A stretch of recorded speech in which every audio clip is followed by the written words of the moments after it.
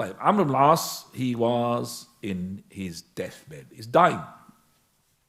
And he had been crying. And then he put his face towards the wall. He doesn't want people to see him crying. Here, crying is not because of he is scared of death. No, he's crying because of, I'm a person who's a slave of Allah Azza wa Jal. Maybe I'm a sinner. Maybe Allah will not forgive for me. That's all. So the person, Ikhwani, Amr ibn al-As, it does not represent for us the way to cry, the way to die. No.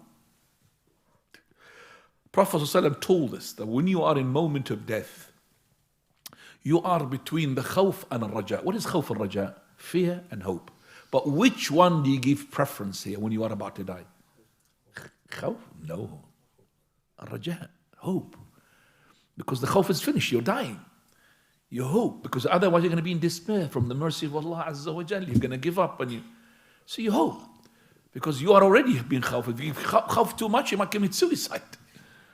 Okay, so you are between the two, but you give preference.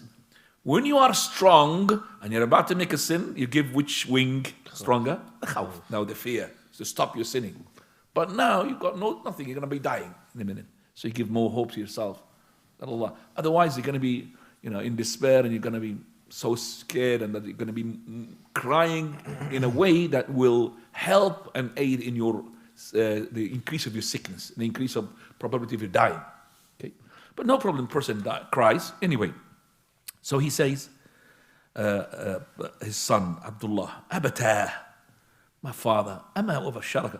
Didn't the Prophet ﷺ give you glad tidings with this and this? He gave him glad tidings to Amr ibn al-As radiyallahu anhu.